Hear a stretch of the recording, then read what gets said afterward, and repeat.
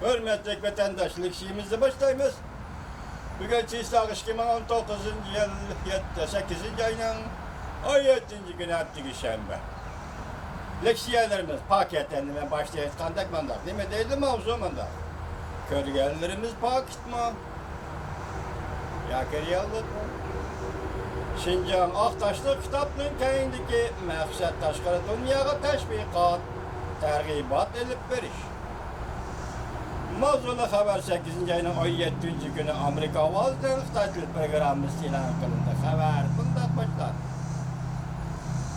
Sizlər Xitayla nə qılıb atqanlığını bilmişsiniz, bilib olursunuz vətəndaşlar. Hazır toxtab qalğana çeketki degan yana sayri qıltılıb keçirinlər minə vətəndaşlar. Bundaq başlandı. Washington. Cumhur hükümeti haftanın 5. günü yani ötken cümletin cuma günü de yani 16.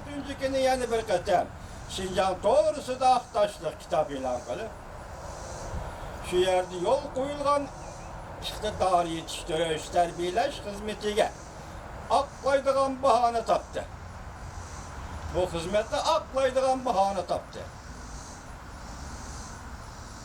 Aktaşlık kitapta bazı chet el muhbirlerden haberlerde görüştürülgen paketlerden nakil keltirip hukukçuların negizlik hukuklarının kapaletki igi bolğanlığını ispatlıdır. Yani yığıveliş lagirdeki hukukçuların hakiki turmuşga kapaleti hakiki turmuşga kapalet kılışını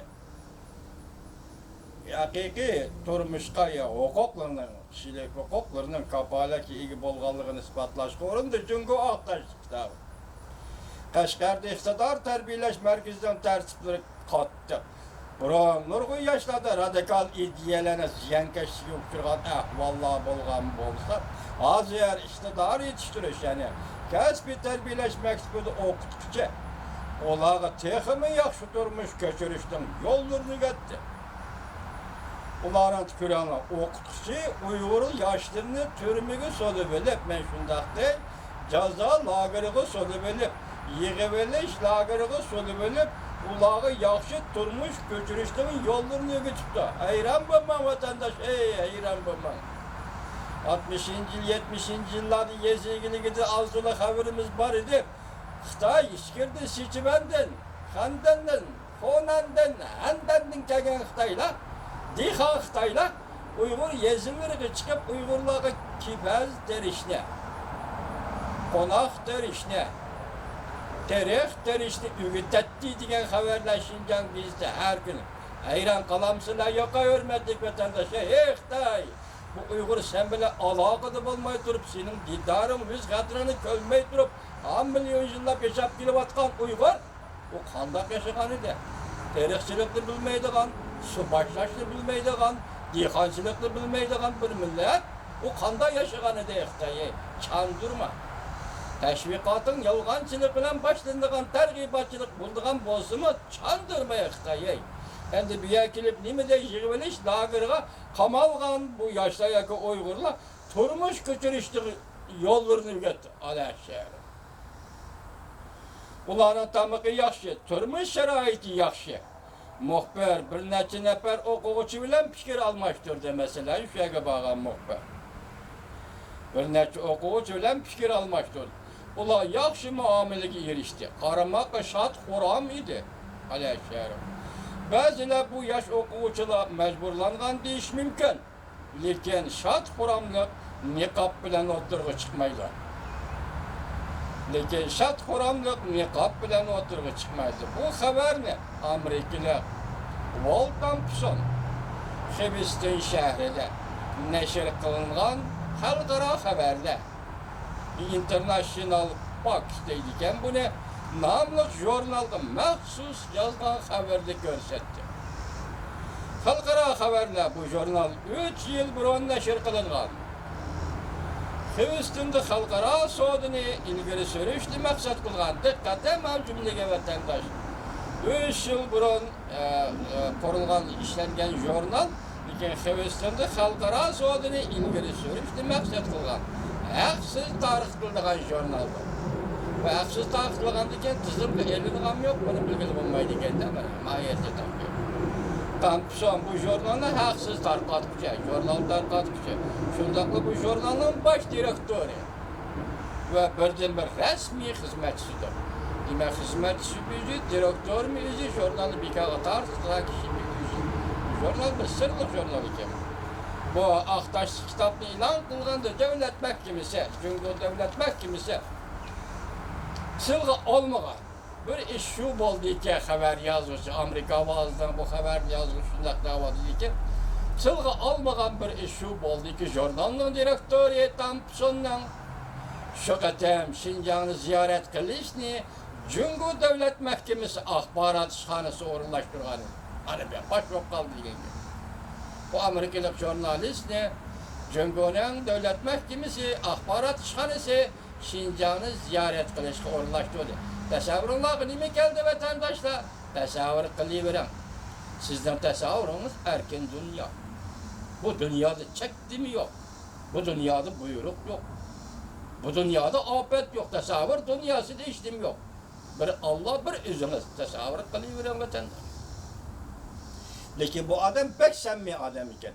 Siz bu tasavvur qilganda keltirdigan, ko'z oldingizga keltirdigan ish Xitoy zodi nima? Sen tashkillading, sen appading, bularga nima deding, nima o'rgatding? Bu yerdagi asosli obyekt Xitoy. Tasavvur qilavering vatandosh.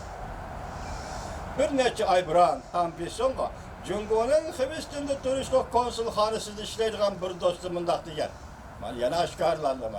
Konsulxona Hindistonda. Bu yerda ishlaydigan bir do'sti Tampsonga bundoq degan. Jungo hukumati dal hozir bir turkum chet el muxbirlarini tashkillab Şinjanni ziyorat qildirmoqchi bo'lib o'tdi.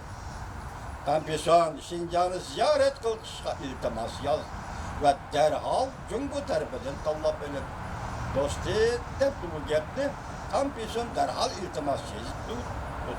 Jungo tarafidan tanlab olindi. Bundan burun o Jungo 30 qatim borgan edi. Lekin Şinjanga birinchi qatam, ikkinchi qatam berishi. Tampson mundaq dedi. Mening ba'zi do'stlarim mening Şinjanga boradiganligimni anglab, matbuotda Şinjang to'g'risida e'lon qilgan xabarlarni men avatishga boshladi. Mana bu samimiy amerikaliklar.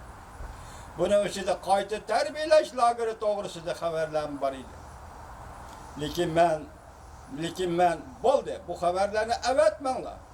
Men echib etilgan pozitsiyam bilan Şinjanga berib, o'z ko'zim bilan ko'rib kelaman. Bu muxbirning pozitsiyasi bor. Haqiqatan Amerikalikqa xos pozitsiya. Dedim deb, musha hafta juma kuni, yani 15-kuni Amerika ovozi radiosi o'qitdi. 16-kuni Amerika ovozi radiosi o'qitdi. 4-ayning o'ttirilirdi Tampson va yana 20 davlatning muxbiri bilan birlikda yarim oylik Şinjan ziyoratini boshladi. 15 nafar Jungo davlat mahkamasi ishxonasidan xodimdir, hamroh bo'ldi. Ular İslam institutini ziyorat qildi. Birdan-bir institut. Shuning uchun qurib qo'ygan Xitoy buni. Bir Urumchida qurilgan İslam instituti uning maktab mudirini Muhammad Salih Damollanni 2018-yili 1-ayning 25-kuni turmada qatl qildi. Bugun endi majbur bo'ldim. Chet ellik muxbirlarga İslam institutini ziyorat qildirishga majbur bo'ldim. Mahkama ishxonasining xodimlari hamroh bo'ldi. Demak 15 nafar Jungo amaldorlari. Ammo Markaziy hukumat mahkamasining ishxonasining odamlari ularga hamroh bo'ldi. Ular İslam institutini ziyorat qildi. Ve Şinjan'da nəhayət zor terörist hücumları, zo'ravonlik jinoyatlari, ko'rgazma qilingan ko'rgazma xonalarni ko'rak qildi. Qashqarga berib bir o'rindagi qayta tarbiyalash lagerini ko'zdan kechirdi. Har kuni degidek Uyg'urlar etgan osh, tomoq va yemak-ichmak bilan oziqlandi. Millettin kiyim-kechaklarni kiyib, Uyg'urlar o'ynagan eng usullarni ko'rdi. Tampson Amerika ovoz radiosiga mundaq dedi. Davomini anglaysiz vatandosh.